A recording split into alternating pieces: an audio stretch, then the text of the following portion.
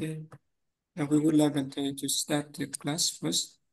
Con mời cô Hasu chuyển ngữ cho chúng con. Okay.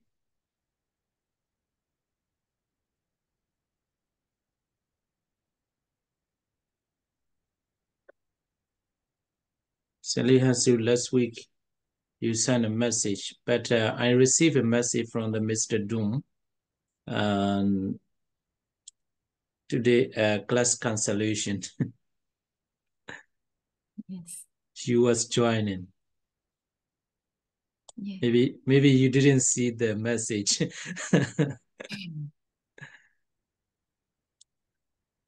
Okay, so let's continue. So last week we talk. Firstly, I have to link with what we have learned before. We are talking about the 4 kinds of use. Yeah, 4 kinds of use. Use as theft, use as a debt, use as an inheritance, use as a master. So while we are talking about these 4 kinds, and in the middle, we are talking about the fivefold session, fivefold session, or 5 kinds of purification. That is the limited purification. It is the virtue of the not fully admit of the one who is not fully admitted to the order, and second one is unlimited purification. This is the virtue of the persons who has already get full ordination. And the next one is a fulfilled purification. That is the virtue of magnanimous ordinary men devoted to profitable things, who are perfecting the course that ends in trainership, regardless of the physical body and life. So we are still in this kind of purification. And next one is a purification not adhere to. And next one is a tranquilized purification. That is these all we have already discussed about that.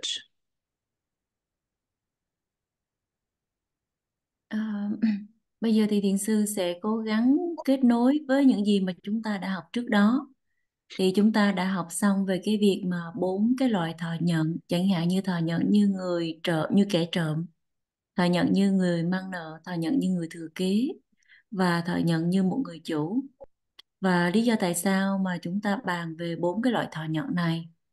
Và ở phần giữa thì chúng ta đã đi sang cái phần đó là 5 cái loại thanh tịnh. Chẳng hạn như là giới thanh tịnh một phần, giới thanh tịnh hoàn toàn, giới thanh tịnh không có lệ thuộc, và giới thanh tịnh đã viên mãn.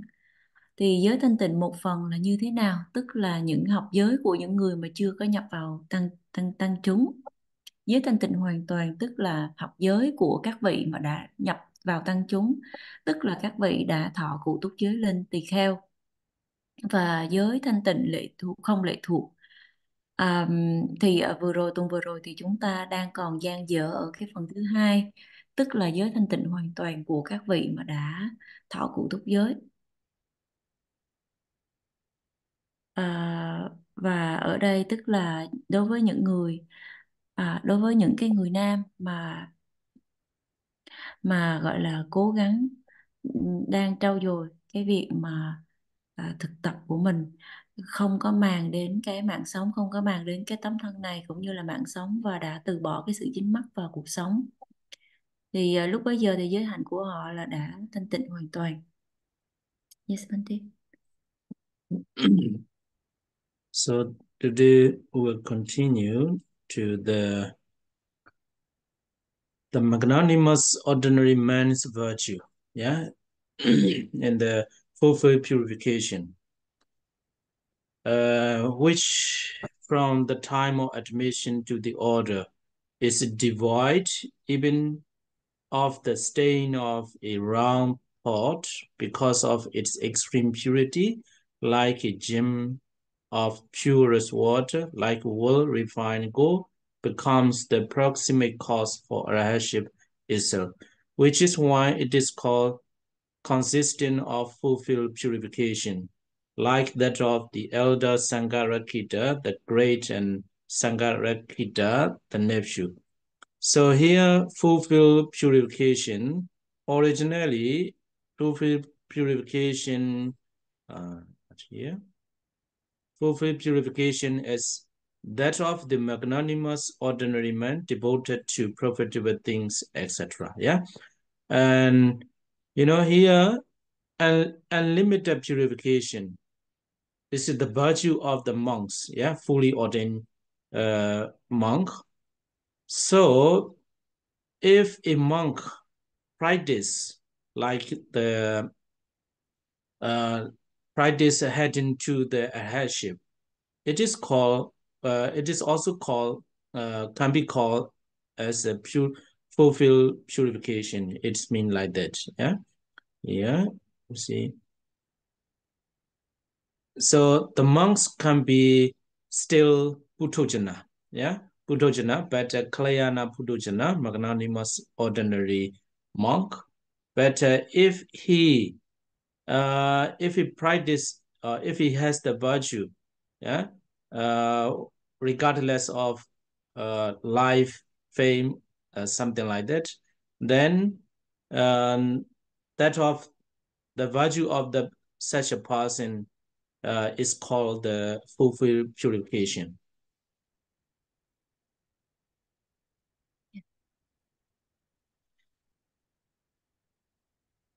Và ở đây là giới của phàm phu hữu đức, từ khi mà được thâu nhận vào tăng chúng thì đã không có một cái ô nhiễm nào về ý, do tâm hoàn toàn thanh tịnh. Giới ấy đã trở thành nguyên nhân gần nhất cho A-la-hán quả, nên được gọi là giới thanh tịnh viên mãn. Như trường hợp của hai cậu cháu là trưởng lão Sangarakita và cháu của Ngài. Thì ở đây cái giới mà thanh tịnh viên mãn thì cũng đã có đề cập trước đó, tức là giới của một người mà được huấn luyện để mà được huấn luyện dù cho bất cứ cái hoàn cảnh hay là cái điều kiện nào thì cũng không gọi là không kể sinh mạng. Thì mặc dù thì vẫn được xem là giới hoàn toàn thanh tịnh. Trong cái trường hợp này tức là ám chỉ cho những cái vị tỳ khưu mà đã thọ cụ túc giới. Nhưng mà nếu mà cái vị tỳ khưu này mà thực hành một cách là miên mật hướng đến A-la-hán đạo quả thì lúc bấy giờ vị đó dù cho còn là một phàm phu chưa có chứng thánh vẫn được gọi là có giới thanh tịnh viên mãn. Bởi vì nếu mà vị này thực hành miên mật như vậy và vị này có giới hạnh, không có màng, không có từ nan về mạng sống của mình, không có màng đến danh tiếng lợi lạc, thì lúc bấy giờ giới của vị này được gọi là giới thanh tịnh viên mãn. Today, here I want to remind you why we are talking too much about the virtue, sila, yeah? Because the Buddha always give us special emphasis on the virtue. So virtue is sila, morality is the foundation of the higher practice, yeah, higher level of practice. So if you cannot build a very firm or strong foundation, you cannot continue. So that's why the Buddha always gives special emphasis to the virtue first. Yeah, so that's why we are talking too much about the virtue. Yeah, so here you can understand here, by knowing this kind of fivefold purification, yeah, and for the ordinary person, if you keep the 5 precepts, 5 precepts, 8 precepts, it is a limited purification. You are doing that, but at the same time, if you are keeping the precept very seriously, regardless of physical body and life, then you are practicing the fulfilled purification. It's a leapfrog of the unlimited purification as well. But unlimited purification only the virtue of the monks, fully ordained monk. But even though you are ordinary man, if you keep the 5 precepts, regardless of the physical body and life, then you are practicing the fulfilled purification. So at the same time, you come, we can say you are practicing the purification not at year 2, if your virtue, is heading to the 7 kinds of trainer, like a Sotapatti or something like that. So at the same time, you are practicing this kind of purification as well. And here, in other words, what we can understand here is the reason why the Buddha gave special emphasis to the virtue is, for example, a person, if you are a husband, you cannot keep the 5 precepts, but when how many times you go to the meditation center, you practice, you cannot get the higher level of meditation because you break the sila. Even 5 pancha sila, 5 pancha sila. If you break that, you try very hard, you go to the meditation center and you try hard a lot to get higher states of the spiritual attainment, but you will not have. So that's why the Buddha always give a special emphasis to the sila. So it's a it's like a foundation. It's a very important. That's why we are talking too much about the sila morality. Ngày hôm nay thì sư muốn nhắc nhở cho chúng ta lý do vì sao mà chúng ta nói rất là nhiều về giới. Bởi vì Đức Phật đã nhấn mạnh đến tầm quan trọng của giới. Giới hay là sila được xem là nền tảng để mà chúng ta phát triển và tiến bộ ở những cái cấp độ về sau này. Nếu mà chúng ta không có xây dựng được cho mình một cái nền tảng thật là vững mạnh, thật là rắn chắc, chúng ta không có thể nào mà tiếp tục đi tiếp được. Đó là lý do vì sao mà Đức Phật nhấn mạnh tầm quan trọng của giới. Và đó cũng là lý do vì sao mà chúng ta bàn về giới rất là nhiều. Ở đây quý vị có thể hiểu một điều là hiểu ở đây đó là gì? Phải hiểu tường tận và cặn kẽ về 4 cái loại giới thanh tịnh nó như thế nào. Ví dụ như nếu mà quý vị là cư sĩ tại gia giữ 5 giới hoặc là 8 giới, thì lúc bấy giờ cái giới của quý vị được xem là giới thanh tịnh có giới hạn.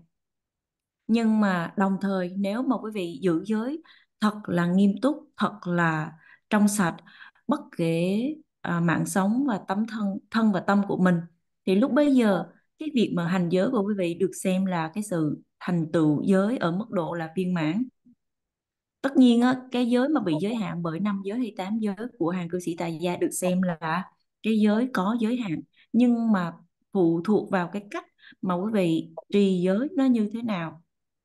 Bởi vì cái giới mà gọi là giới mà gọi là viên mãn hay là giới không có giới hạn ở đây á, thì tất nhiên là nhằm nhấn mạnh đến cái việc là đối với các cái vị tỳ khưu mà đã thọ cụ túc giới lên tỳ khưu. Nhưng mà trong trường hợp quý vị là cư sĩ, nếu quý vị giữ 5 giới cho thật là trong sạch, bất kể cái thân mạng và thân và tâm của mình, thì cái cách mà quý vị giữ giới đó lúc bấy giờ có thể được xem là giới viên mãn, không có giới hạn, hoặc là thậm chí là cái giới mà được xem là cái sự thanh tịnh mà không có dính mắc ở đây, tức là cái việc mà giới thanh tịnh ám chỉ cho 7 cái bậc thánh đầu tiên. Tuy nhiên cái điều ở đây chúng ta có thể nói theo một cách khác, hoặc là có thể hiểu ở đây đó là tại sao Đức Phật lại nhấn mạnh về Sila, và tại sao chúng ta lại bàn về giới hạnh quá nhiều.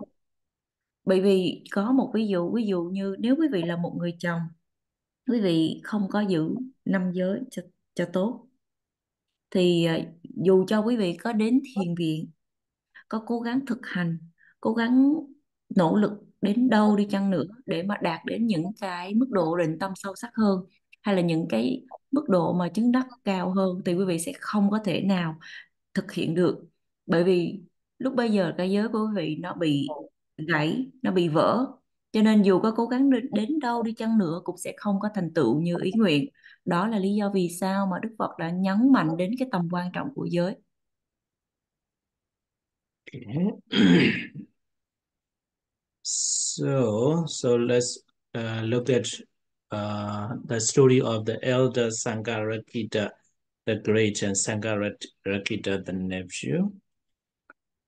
So this is a story, so not a lot to talk about that. Just let's read. The elder Sangarakita, the great Mahasangarakita, aged over 60, was lying, it seems, on his deathbed. The order of bhikkhus questioned him about the attainment of supramundane state. The elder said, I have no supramundane state. Then the young bhikkhu who was attending on him said, Venerable sir, people have come as much as 12 leagues thinking that you have reached Nibbana. It will be disappointment for many if you die as an ordinary man. Friend, thinking to see the blessed one, Miteya. Yeah, I think in Miteya Buddha. So that is in next new world, yeah, who will appear in the new world, yeah, Miteya Buddha. His idea is to see the blessed one, Miteya. So that's why he didn't try to reach the Nibbana. Yeah, so that's why. That's mean that. I did not try for insight, so help me to sit up and give me the chance. He helped the elder to sit up and went out. As he went out, the elder reached a handshake, and he gave a sign by snapping his finger. The elder assembled and said to him, Venerable sir, you have done a difficult thing in achieving the supramundane stage in the hour of death. That was not difficult, friends, but rather I will tell you what is difficult, friends. I see no action done by me without mindfulness and unknowingly since the time I went forth. So here only we need to talk. It refers to the virtue, morality. Yeah. So it is not difficult, he said, according to what he said. It is not difficult to reach the Nibbana, yeah, or to reach the Sotapanna stage and so on. But what's the difficult is to practice the morality. Yeah. If you, that sentence means if you have the morality as a foundation of your practice, then the other steps will be more easier. So it means like that.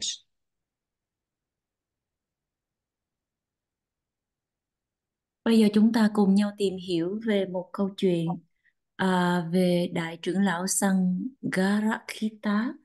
Thì câu chuyện này không có gì nhiều để nói, cho nên chúng ta hãy cùng nhau đọc câu chuyện này như thế nào. Thì trưởng lão Sangarakita hay là Mahasangarakita, thì lúc bấy giờ trưởng lão đã trên 60 tuổi và đang nằm đợi chết. Thì tăng chúng đến hỏi Ngài là có đắc cái địa vị siêu thế gì hay không. Ngài bảo rằng là ta không có đắc cái quả vị siêu thế nào hết. Thì khi ấy vị tỳ kheo trẻ mới nói với Ngài là bạch Ngài, mọi người vì tưởng Ngài đã đắc niết bàn cho nên mới lặn lội hàng chục hàng chục dặm đường xa để đến đây. Họ sẽ vô cùng thất vọng nếu mà Ngài chỉ chết như là một phàm phu thường tình. Lúc bấy giờ thì trưởng lão mới nói rằng: này hiền giả, vì muốn gặp Đức Thế Tôn Bách Thầy Giá cho nên ta đã không có nỗ lực để mà chứng đắc tuệ giác nào. Vậy bây giờ hiền giả hãy đỡ ta ngồi dậy, may ra thì ta mới có cái dịp để mà đắc chứng. Thì vị tỳ kheo bèn đỡ Ngài dậy rồi đi ra.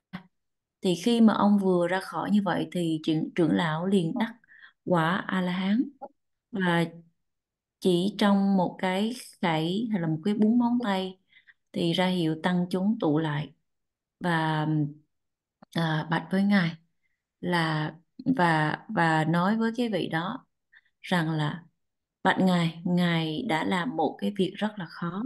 Ngài đã hoàn thành chứng đắc được cái đạo quả vào giờ phút lâm chung.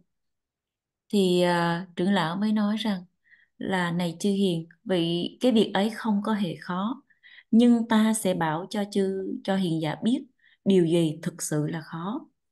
Hiền giả, từ khi xuất gia cho đến hôm nay, ta không thấy có một cái hành vi nào ta làm mà không có chánh niệm.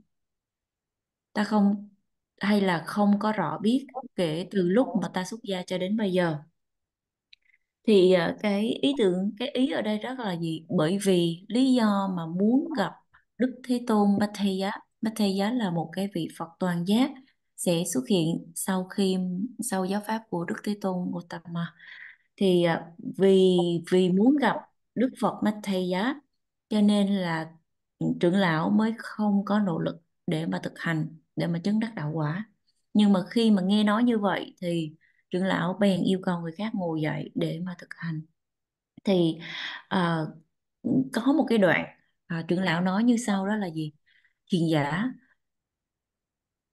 cái việc mà chứng đắc nó không có hề khó, mà khó ở đây tức là kể từ lúc xuất gia cho đến hôm nay đó là không có bất cứ một cái hành động nào mà ngài ấy làm mà không có sự chánh niệm hay là không có ý thức. Vậy thì cái điều này nó đề cập, nó ngụ ý đến cái giới hạnh. À, không có khó để mà chứng đắc niết bàn, những tầng thánh nhập lưu, Nhất Lai hay vân vân, mà khó ở đây là cái việc thực hành giới hạnh. Điều này nó đồng nghĩa rằng là gì? Nếu mà chúng ta có giới hạnh làm nền tảng thì lúc bấy giờ những cái bước tiếp theo á, chúng ta đi nó sẽ trở nên dễ dàng hơn. So here the English word, the went forth, yeah, is since the time I went forth. The Pali was Pabajita Kalato, yeah, Pabajita Kalato.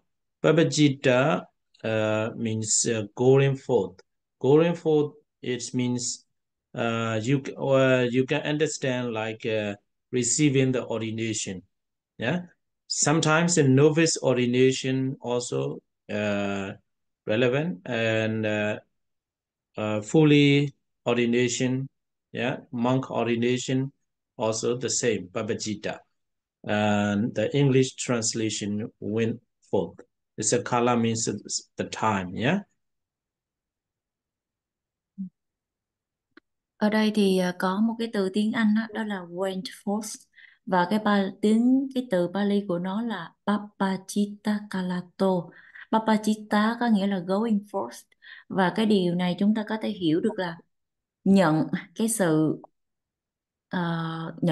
thọ giới là xuất gia. Đôi khi ở đây thì có thể là xuất gia sa di hoặc là xuất gia tỳ kheo. Và cái chữ mà Kalato có nghĩa là cái thời gian, cái thời điểm. Okay. So now about his nephew. His nephew also reached arahantship in the same way at the age of 50 years. Now, if a man has little learning and he is careless of his virtue, and they censure him on both accounts for lack of virtue and of learning. So if a person, he does not learn anything, yeah, he does not learn anything, he does not have any knowledge, pariyati, yeah, it's a learning, studying the Buddha's teaching. And at the same time, he has no mindfulness. Yeah, he is careless of his virtue, mindfulness and no virtue. So they can censure him on both accounts. And next one is but if he is of little learning, yet he is careful of his virtue. So this is one kind. He does not learn anything, but he is still keeping the precepts. Yeah, he has a virtue. So then they praise him for his virtue. So it is as though he too had learning. Yeah. The next one, if he is of ample learning, yes, that he learns a lot, he study a lot, the teachings of the Buddha, yet he is careless of his virtue. Yeah, then blame. They blame him for his virtue. So it is as though he had no learning. Yeah. And next one is if he is of ample learning, he study a lot, he learn a lot, he is careful of his virtue. They give him praise on both accounts for his virtue and as well for learning. So there's four kinds. Yeah. So the first one,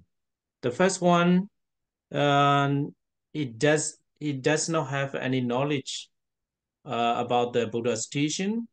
At the same time, he does not practice morality, no virtue, no sila. So then he should be blamed. Yeah, he should be blamed on both accounts. Second person, yeah, second person is he does not study anything about the Buddha's teaching, but he is still keeping the precept. He has a virtue, sila. So then, even though he does not learn anything, he does not have knowledge about the Buddha's teaching, but he should be praised because of his virtue. Yeah, second one. And the third one is both. Yeah, he studied a lot, he learned a lot, Buddha's teachings. At the same time, he is practicing the morality, virtue, or he has a sila. He does not practice morality. So then he should be blamed. Yeah, he should be blamed. And the fourth person is he learns a lot Buddha's teachings, and he is practicing the morality. He has a virtue or sila. He should be praised again. He should be praised on both accounts. This is the four kinds of person. So you study, you learn a lot about the Buddha's teaching. You keep the precept. That is good. Yeah, that is the best. But you okay. I don't have a lot of knowledge. I cannot learn a lot. I'm very old, for example. I'm very old. I cannot learn a lot about Buddha's teaching. But give me the precepts. I will keep that precepts. Then you are practicing the morality, even though you don't have not too much knowledge about the Buddha's teaching, but you should be praised. Yeah, you should be praised. Both is nothing to say. Yeah, both if you don't study, if you don't study, if you don't learn anything, and if you don't keep the precept, should be blamed. Yeah, so this is four kind. The Buddha's pupil of much learning who keeps the law with understanding. Here, who keeps the precepts. Yeah. A jewel of Jambu River gold, maybe in ancient time, it's a very, very famous gold, very famous gold. A jewel of Jambu River gold, who is here fit to censure him, despite praise him constantly. By Brahma also is he praised. So out of the these four, if it is possible for you, you have to learn Buddha's teaching as much as you can, and at the same time, you must keep the precepts. That is the best way. Yeah. But in case you are very old enough to study, you don't have a time to study Buddha's teaching, but you keep the precept. That is also good. Yeah.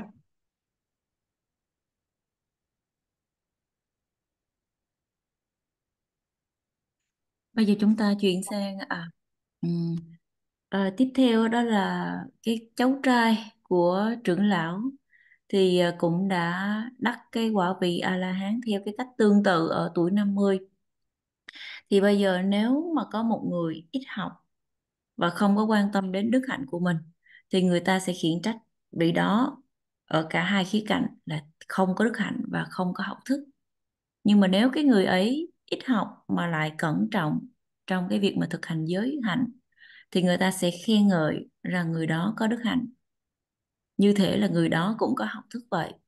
Trường hợp thứ ba là nếu mà người đó có học thức dồi dào mà không có hề quan tâm đến đức hạnh của mình thì sẽ bị người khác khiển trách rằng người đó không có đức hạnh, như thể là người đó không có học thức.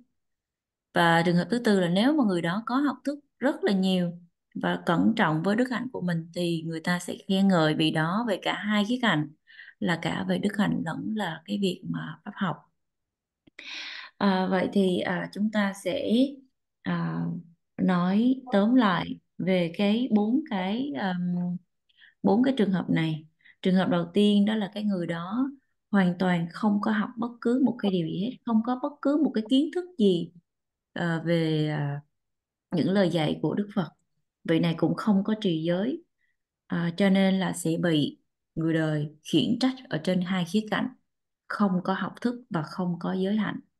Trường hợp thứ hai, vị này không học bất cứ một cái điều gì về những lời dạy của Đức Phật, tuy nhiên vị này có giữ giới. Thì dù cho vị này không có kiến thức đi chăng nữa, nhưng mà sẽ được người đời khen ngợi rằng người này có giới hạnh, như thể là người này có học thức vậy. Trường hợp thứ ba, người này học rất là nhiều về những cái lời dạy của Đức Phật, tuy nhiên vị này không có hành giới, không có trì giới, thì sẽ bị khiển trách rằng là người này không có trì giới, như thể vị này không có học thức vậy. Trường hợp thứ tư là một người này học rất nhiều và cũng trì giới rất là tốt, thì sẽ được khen ngợi trên hai cái khía cạnh, vừa có học thức mà vừa có giới hạnh. Vậy thì trường hợp thứ tư đó là vừa có học thức, vừa trì giới, hành giới rất là tốt, thì đây là cái trường hợp tốt nhất. Trong trường hợp mà chúng ta không có thể học quá nhiều, ví dụ như mình quá già hoặc là không có thời gian, nhưng mà mình lại quan tâm đến cái khía cạnh là trì giới và thực hành giới rất là nghiêm túc. Mình nói rằng là bây giờ tôi già rồi, tôi không có thể nào mà học được, nhưng mà hãy hướng dẫn giới cho tôi sẽ giữ giới cho thật là tốt. Thì dù cho cái trường hợp này đi chăng nữa thì quý vị cũng sẽ được khen ngợi rằng là một người có giới hạnh. Thì cả hai trường hợp có giới hạnh và trì giới thì sẽ không có bị khiển trách. Và người đệ tử đa văn của Đức Phật, những người mà giữ giáo pháp bằng cái sự hiểu biết, được ví như viên ngọc vàng ở sông Champu. Thì viên ngọc vàng ở sông Champu, có thể đây là một cái loại vàng rất là phổ biến ở thời Ấn Độ cổ đại. Thì lúc bấy giờ cái vị đó xứng đáng, thì vị đó có xứng đáng bị khiển trách hay không? Hoàn toàn là không. Vị đó sẽ được chư thiên khen ngợi, vị đó sẽ được phạm thiên khen ngợi.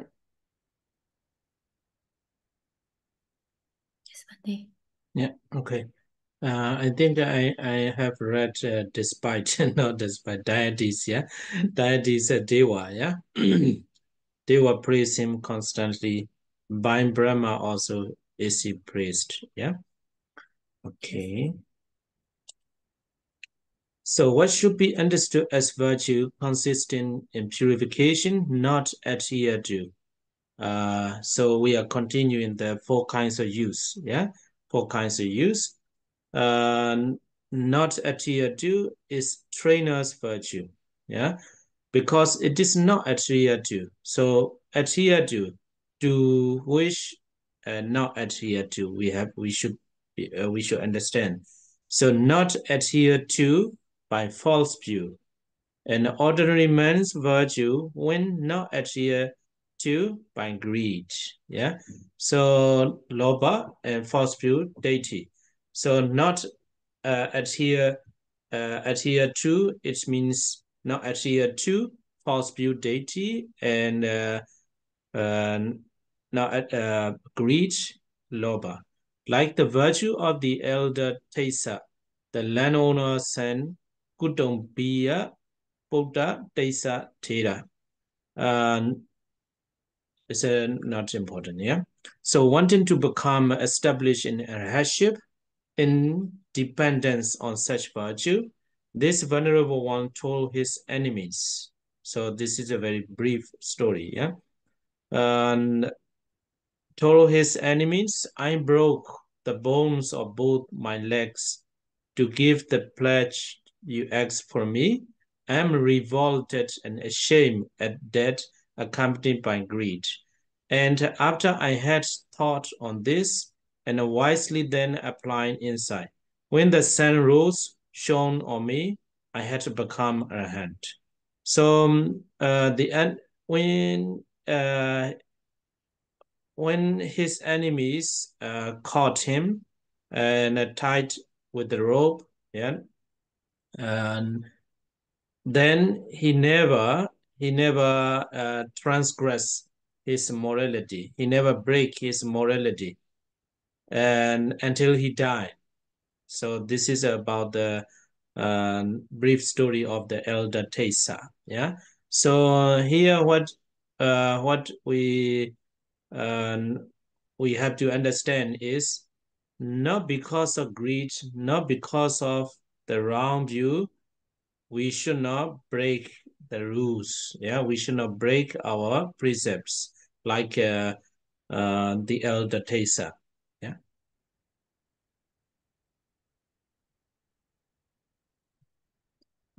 Lúc nãy sư có nói rằng là trong cái từ tiếng Anh đó, sư có để cái từ tiếng Anh đó lại chỗ đó, cái từ deity á, là sư để từ deva, tức là chư thiên. Và những vị mà giữ giới đó thì sẽ được chư thiên và chư phạm thiên khen ngợi. Bây giờ chúng ta chuyển sang cái phần là cũng chúng tiếp tục đề cập đến 4 cái loại mà thọ dụng hay là sử dụng. Thì ở đây có một cái đoạn đó là điều nên hiểu là giới đức á, thì nó bao gồm cái sự thanh tịnh, không có tuân theo là đức hạnh của người huấn luyện, bởi vì nó không có bị những cái tà kiến chi phối, và bởi vì cái đức hạnh của một người phàm phu thì nó không có bị dính mắc hay là bị tham lam bám chặt, giống như đức hạnh của vị trưởng lão Tích Xá,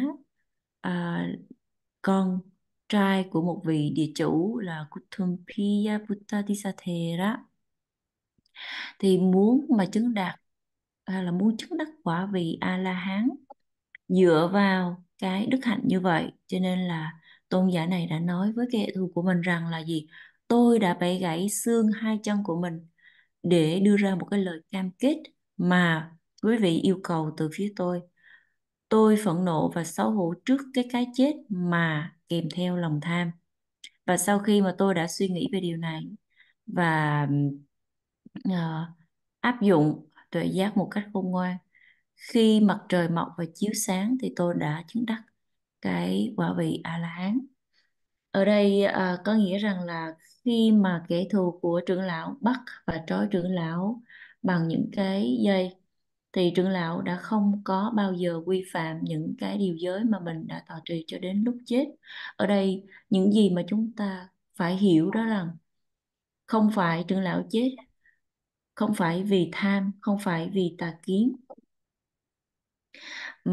mà trưởng lão chết, mà ở đây là gì?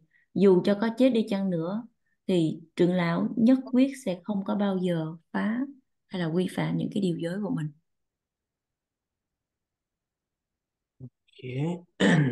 Also, there was a teen senior elder who was very ill and unable to eat with his own hand. He was rinsing smear with his own urine and excrement. Seeing him, a certain young bhikkhu said, "Oh, what a painful process life is." The senior elder told him, "If I were to die now, friend, I should obtain the bliss of heaven." Yeah, here the bliss of heaven, it means Saga Sampati. Saga Sampati means deities, Deva world, yeah, Deva world, not a Nibbana. And I should obtain the bliss of heaven. I have no doubt of that. But the bliss obtained by breaking this virtue would be like the lay state obtained by disavowing the training. And he added, "I shall die together with my virtue." As he lay there, he comprehended that the same illness with insight, he reached arhatship. Having done so, it's a very long paragraph, so that's why let's go there. Having done so, he pronounced these verses to the order of bhikkhus. "I am victim of sickening disease that wrecks me with its burden of cruel pain, as flowers in the dust burnt by the sun. So this, my corpse, will soon have withered up.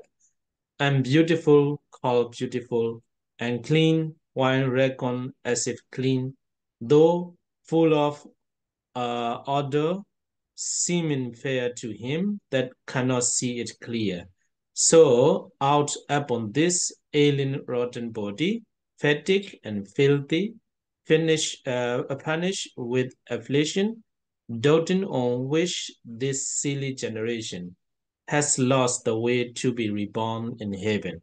It is the virtue of the arhants, etc., that should be understood as tranquilized purification because of tranquilization of all disturbance and because of purifiedness. So it is of 5 kinds as consisting in limited purification and so on. So it's a very long, briefly to say, the virtue of the arhat is a tranquilized purification. Yeah, tranquilized purification. So the other stories is to get inspiration. Yeah, inspiration from the from the Asian arhat. Yeah, Asian arhat. That's not very important one. Yeah, here the important one is the virtue of the arhatship is called the tranquilized purification.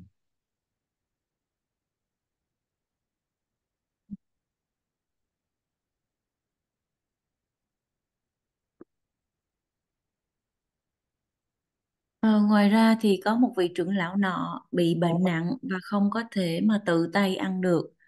Thì vị đó đang nằm quằn quại với nước tiểu và phân của chính mình. Nhìn thấy Ngài như vậy thì một vị tỳ kheo trẻ nào đó mới nói rằng: "Ôi, cuộc đời quả là một hành trình đau khổ." Trưởng lão nói với vị đó là: "Nếu bây giờ tôi chết hiền giả, tôi sẽ được hưởng phúc lạc cõi trời. Tôi không có nghi ngờ gì về điều đó cả. Nhưng mà hạnh phúc có được khi mà quy phạm đức hạnh này sẽ giống như trạng thái cư sĩ có được khi mà từ bỏ sự rèn luyện vậy." Và trưởng lão mới nói thêm: "Ta sẽ chết cùng với đức hạnh của mình." Thì khi nằm đó thì Ngài hiểu rõ căn bệnh đó bằng tuệ giác và đạt đến cái quả vị A-la-hán. Và sau khi làm như vậy thì trưởng lão đã tuyên bố những bài kệ này với chúng tỷ kheo: "Ta là nạn nhân của một căn bệnh kinh khủng, hành hạ với cái gánh nặng đau đớn khủng khiếp, như những bông hoa trong bụi đất bị mặt trời đốt cháy. Thân xác này của ta sẽ sớm héo tàn, không có đẹp mà gọi là đẹp, ô uế mà coi là sạch sẽ, đầy rẫy sự nghiêm túc và có vẻ không công bằng đối với những người không có thể thấy rõ. Vì vậy, trên cái thân xác thối rữa ốm yếu này, hôi hám và bẩn thỉu, bị trừng phạt bởi phiền não, mê đắm vào thế hệ ngu ngốc này đã lạc đường tái sinh vào cõi trời.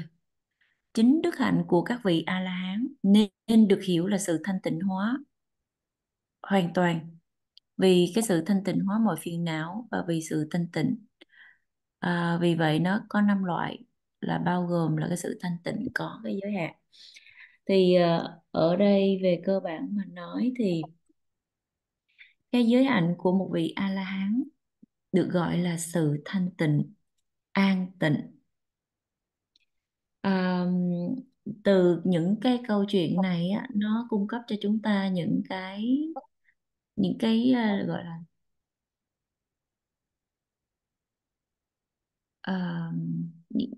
inspiration, những cái động lực từ những cái vị về sự cái thực hành giới của những vị A-la-hán thời Đức Phật. Cái điểm này nó không có quá quan trọng, nhưng mà cái điểm quan trọng mà chúng ta cần phải lưu tâm đó là cái giới hạnh của chư vị A-la-hán sẽ được gọi là cái sự thanh tịnh hoàn toàn, an tịnh. Yes, Bante. Okay. So let's continue. In the second part, the meaning should be understood as, this is very important step, about the practice of the Buddha's teaching. Yeah, this is step by step. In other words, we can say this is the process, the procedure of the practice. Yeah. So if you understand these steps, you will understand the whole process, or the whole route of the Buddhist practice. So we can see like this. So let's see it. In the second pantet, the meaning should be understood as abandoning, etc., of killing living things, etc. So killing living things, taking others' property without being given, etc. Yeah. So 5 Pañcasila, etc. For this is said in the Patisambhida, 5 kinds of virtue in the case of killing living things. So you have to start from there. Yeah. So abandoning is a virtue, abstention is a virtue, and volition is a virtue, restraint is a virtue, non-transgressing is a virtue. So here is A, B, C, D, E. It's not very much important to understand it by each, but if you can, you can. Yeah, you can. So the first stage, you have to start from not killing living things. Yeah. So this kind of virtue, you have to start from there. So the next step, in the case of taking what is not given. So the same, abandoning is a virtue, abstention is a virtue, volition is a virtue, restraint is a virtue, non-transgression is virtue, like that. And the second and third, in the case of sexual misconduct, so the same, abandon is a virtue, like that. And number 4, in the case of false speech, musawada, false speech, abandon is a virtue, same. And 5, in the case of malicious speech, pisuna vaja, pisuna vaja. So pisuna vaja, malicious speech, I think some of you have already understand. So divisive speech, divisive speech means you divided two people who are loving each other. So this is called the malicious speech. And 6, in the case of harsh speech, is a prusa vaja. Prusa vaja. Here I made a highlighted. Panatipata, Adinadana, Kamisumichachara, Musawada, Pisuna Vaja. Here Pisunaya Vajaya, Pisuna Vaja, same. It's a malicious speech. Parusaya wajaya. Parusa waja, it means a harsh speech. Yeah, it's a one use. Harsh speech is unsuitable for the good person.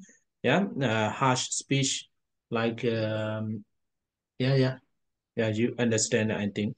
And 7, in the case of gossip, is a sampapalapa in Pali.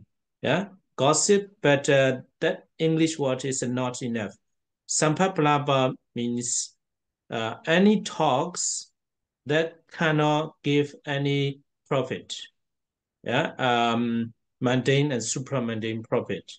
So you cannot get from that conversation mundane, supramundane, or worldly profit and supramundane profit. Any kind of results, good results, you will not have. So it is called the gossip, but the gossip alone not enough. Yeah. And next one, in the case of covetousness in Pali, abhijja. So here covetousness, it means you are thinking too much about too much of others' properties, like you want to possess. Yeah, you want to possess others' property. So not only the physical property, but also the living being as well. You know, for example, if you see in the city center, if you see the very lovely couple, she's very beautiful. That would be good. That would be good if she were my girlfriend or something like that. Yeah. So that kindness is a abhijja. Yeah. In the case of covetousness. And next one, in the case of ill will, in Pali, is a vyapada. Yeah. Vyapada, ill will. So vyapada is you are thinking a lot to kill somebody or to make harmful to others is a vyapada. In the case of evil, and next one is in the case of round view. So miccha deity. So miccha deity as well, there are a lot to talk about that. But here, briefly to say,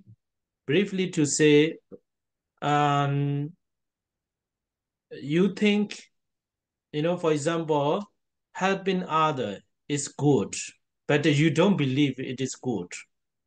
You don't believe it is good. And caring of your parents is good, but he said, no, it's no use. We don't need to care. You know, in Europe and some children, they think the connection between their parents. Some children said it's a biological connection only. They don't say gratitude of their parents or something like that. It is also a kind of round view, miccha deity. And if you are giving or if you are sharing your properties to the poor people, needy people, that is good according to the Buddha's teaching. But he thinks, oh no, it is not a good thing. I don't believe that. Yeah, something like that. It is in the case of round view. Then 11 is a true renunciation in the case of lust. So here, in the case of lust, in Pali, Nikkambina Kamichanda. So here Kamichanda is a lust. Lust, yeah. In the case of lust, through renunciation. It means that one as well, there are a lot to talk about that, yeah? To talk about that. If while you are practicing the meditation, sometimes there are a lot of lust, like wanting something, even you want to get a good experience in meditation. Yeah, in meditation, this kind as well, it is called the Kamichanda. then you have to renounce from that. Yeah.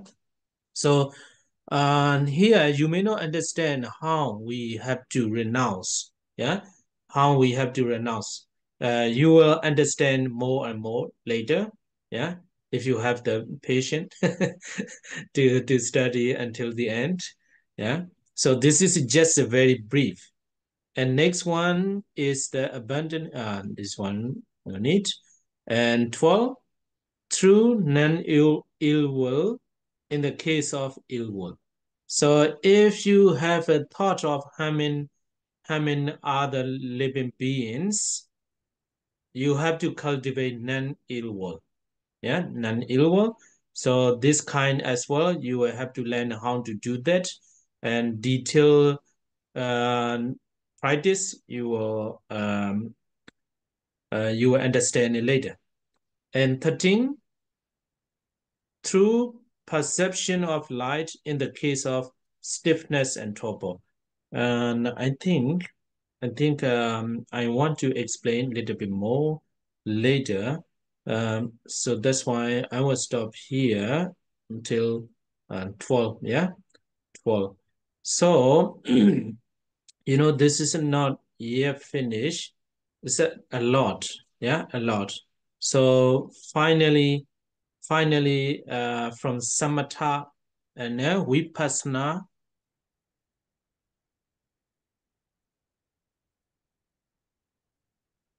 I think that someone is disturbing. I think Mr. Dung, you saw that with the English. Yes. Yeah. Yes. But Don't accept that. okay. Yeah. I think so. He's not interested. He's not interested. Yeah. So until the samatha practice and then say here vipassana practice until you reach the nibbana. This is the process, brief process. Here not yet finished. Yeah, now you finish. You see, through the path of relationship in the case of all defilements, etc.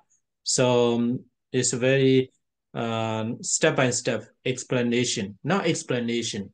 This is just a brief title of the step. Yeah. So we will continue this step later. From my point of view, it is very nice to see this step by step, because you can see the overview of the what you have to learn and what you have to practice. So for today, let me stop here until 12. Yeah.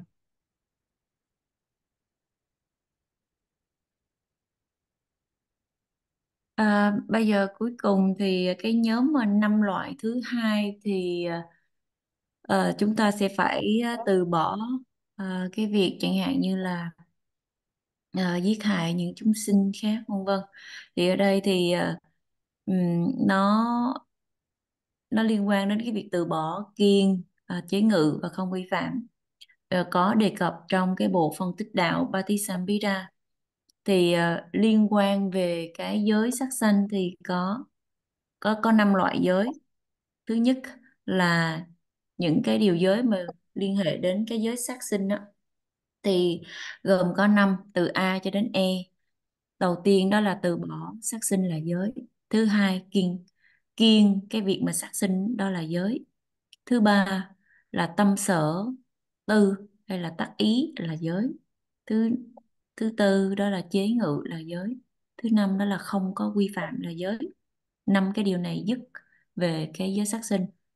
Tiếp theo á, là liên quan đến cái giới là lấy của không có cho. Đầu tiên là cũng tương tự như 5 cái điều ở trong cái điều giới sát sinh vậy đó. Thứ nhất là từ bỏ lấy của không cho là giới, kiêng cái việc lấy của không cho là giới, rồi cái tâm sở tác ý là giới, rồi chế ngự, rồi không có vi phạm, vân vân. Mình cứ hiểu tương tự như vậy đối với những cái điều giới về sau này ở trên 5 cái khía cạnh đó. Thứ ba đó là cái giới từ bỏ dâm dục là giới. Thứ tư đó là À, để ở đây thì sư có nói luôn là cái Pali thì sư sẽ kèm theo luôn ạ. Thì thứ hai đó là lấy của gọi là từ bỏ sát sinh, đó là Panatipata. Thứ hai đó là lấy kiêng cái giới, lấy của không cho là Adinadana. Thứ ba là từ bỏ dâm dục là Kamesu Miccachara. Thứ tư đó là từ bỏ cái việc nói dối là ly giới Musawada. Rồi thứ năm đó là từ bỏ cái lời nói mà chia rẽ, Bisunaya Wachaya. Nó chia rẽ tức là hai người mà họ đó đang có một cái mối quan hệ thương yêu, nhưng mà mình cố gắng tìm cách là chia rẽ họ. Thứ sáu đó là Farusaya Wachaya, tức là những cái lời nói mà độc ác, không, mình nói những cái lời mà thô lỗ cộc cằn, không có phù hợp đối với những người tốt. Thứ bảy đó là Sampapalapasa. Ở đây tức là những cái lời nói phiếm luận, bất cứ những cái lời nói nào mà nó không có đem lại lợi ích cả về khía cạnh siêu thế lẫn hiệp thế. Ở đây nếu mà dịch cái chữ là gossip, cái việc mà nói chuyện phiếm, nói chuyện tào lao đó, thì nó sẽ không có đủ để mà chuyên chở đúng cái ngữ nghĩa của cái Sampapalapasa này. Và thứ 8, Sampapalapa. You don't need to read Sampapalapa. Sampapalapa. Yes, Bante. Và thứ 8 đó là Apicca. Apicca. Thì ở đây là nếu mà mình suy nghĩ quá nhiều về những cái của cái việc sở hữu của người khác, và mình muốn có được, muốn sở hữu chúng. Chẳng hạn như có một cái ví dụ, nếu mà quý vị đi vào trung tâm thành phố mà mình thấy một cái cặp đôi nào đó rất là dễ thương, và mình có một cái tác ý trong tâm rằng ước ước gì cái cô gái đó là người yêu của mình thì hay quá. Thì điều đó cũng không có nên. Thì lúc bấy giờ là mình phải từ bỏ tham là giới. Thứ 9, từ bỏ sân là giới. Sân hận ở đây tiếng Pali là Vyapara, là lúc bấy giờ mình suy nghĩ quá nhiều đến cái việc là làm sao để mà giết hại người khác, hoặc là làm sao để mà hãm hại người khác. Thứ 10, từ bỏ tà kiến là giới. Michariti. Ở đây có rất là nhiều điều mà chúng ta có thể nói về cái tà kiến, nhưng mà nói gọn lại, nếu mà chúng ta nghĩ rằng cái việc mà giúp đỡ người khác, cái việc mà giúp đỡ người khác là tốt, tuy nhiên mình không có tin vào điều đó, hoặc là cái việc mà chia sẻ cho những người nghèo, những người khốn khó là một điều tốt, tuy nhiên mình không có tin vào cái điều đó cho nên mình không có làm. Hoặc là cái việc mà chăm sóc phụng dưỡng cho cha mẹ đó là một cái điều tốt, tuy nhiên mình cho rằng cái việc mà chăm sóc họ nó là vô ích, không có đem lại bất cứ một cái điều gì cả, cho nên là mình không có quan tâm gì đến họ. Thậm chí là rất là nhiều người ở giới trẻ, đặc biệt là giới trẻ ở phương Tây á, họ cho rằng là cái sự kết nối giữa họ với cha mẹ của họ chỉ đơn thuần là cái sự kết nối về mặt về về cái mặt gọi là về gọi là chỉ là cái sự máu mủ, kết nối về cái mặt sinh học mà thôi, chỉ là cái sự kết nối sinh học mà thôi, cho nên họ cảm thấy không có nhất thiết phải thể hiện cái lòng tri ân biết ơn đối với những người mà đã sinh ra họ. Thì những cái suy nghĩ đúng đắn mà mình cho rằng là không có đúng, mình không có tin vào cái ý nghĩa của nó, thì lúc bấy giờ có thể được xem là tà kiến. 11, với hạnh xuất ly, từ bỏ tham dục là giới. Ở đây tham dục trong tiếng Pali là kamachanda. Đối với cái vấn đề về tham dục thì chúng ta cũng có rất là nhiều thứ để nói, để bàn về nó. Nhưng mà ví dụ như là khi mà quý vị thực hành thiền đó, thỉnh thoảng đôi khi những cái suy tưởng về tham dục khởi lên trong tâm, đó là quý vị muốn có một cái gì đó, hoặc là thậm chí mà quý vị muốn có những cái trải nghiệm tốt đẹp ở trong việc thực hành thiền, thì lúc bấy giờ vẫn được gọi là cái dục tham mà mình cần phải thực hành để mà loại bỏ nó. Và quý vị sẽ hiểu làm sao cái cách làm sao để mà từ bỏ cái tham dục. Ở đây thì chúng ta sẽ bàn sau này. Nếu quý vị thực sự có kiên nhẫn theo học tiếp cái khóa học này cho đến cùng. Thứ 12, với vô sân, từ bỏ sân hận là giới. Nếu mà quý vị có bất cứ những cái suy nghĩ nào trong cái việc mà hãm hại người khác, và ở đây thì chúng ta sẽ học được cái cách để mà đối trị, loại bỏ đi cái tâm sân hận này. Chúng ta sẽ học sau. Thì ngày hôm nay thì sư xin được kết thúc ở đây, kết thúc ở cái điều giới thứ 12. Quý vị sẽ học được rất rất là nhiều trong cái việc mà từng bước một, từ cái việc mà thực hành thiền định Samatha cho đến cái việc mà thiền tuệ Vipassana dẫn đến cái đạo lộ chứng đắc niết bàn. Thì nguyên một cái lộ trình đi từng bước nhỏ như vậy đó, có tổng cộng là 47 bước mà chúng ta sẽ đi từng bước nhỏ như vậy. Thực ra thì những gì mà chúng ta học trong ngày hôm nay cho đến dừng lại ở 12 đó, ở con số 12 đó, nó chỉ là cái tên gọi rất là vắn tắt của những cái bước đó mà thôi. Và chúng ta sẽ học một cách rất là kỹ lưỡng, rất là chi tiết ở những cái phần sau. Nếu mà quý vị thực sự có kiên nhẫn để mà theo cái lớp học thanh tịnh đạo này cho đến cùng, thì ngày hôm nay thì sư kết thúc ở đây thôi ạ. Yes, Bante. Okay, so today we'll stop here for the day. Hope see you on Monday. If Sally has you and me not very busy, but I'm okay on Monday. I'm okay as well, Bante. Okay. Okay, see you next week. Bante, could Yeah. you please help us share merit before we start? Okay. Okay. Yes. Yeah. I forgot.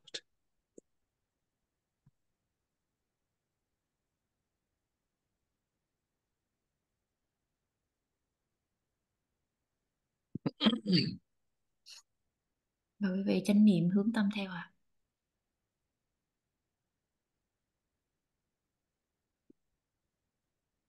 Indavadaja ame sambandam punya sambandam sabbe dewa numodandu sabba sambadi siddhiya. Idavadaja ame sambandam punya sambandam sabbe nara numodandu sabba sambadi siddhiya. Idavadaja ame sambandam punya sambandam sabbe sada numodandu sabba sambadi siddhiya.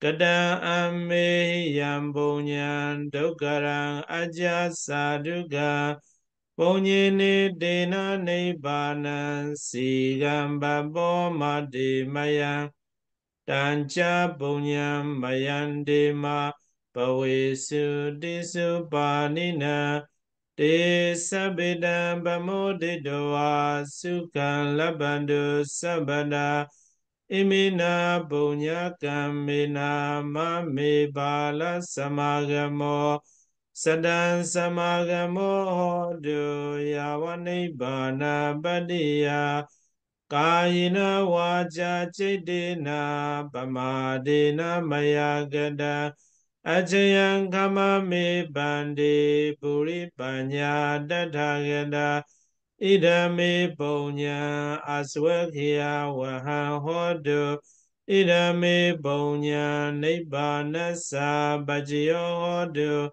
imame punya bagan sabasadanam bajimi Idano nyadina hodu sukhida hondu nyadayo. Idano nyadina hodu sukhida hondu nyadayo. Idano nyadina hodu sukhida hondu nyadayo. Sadhu, Sadhu, sadhu, sadhu. sadhu. Thank you so much for your teachings, Bante. Hope to see You're you welcome. on Monday. Okay. See you on Monday. Hẹn gặp lại tất Bye. cả quý chị vào ngày Thank you, thứ Bante. Hai. Yes, bye bye. Dạ, chúng con cảm ơn cô Hà Sụ ạ. Dạ, xin cảm ơn.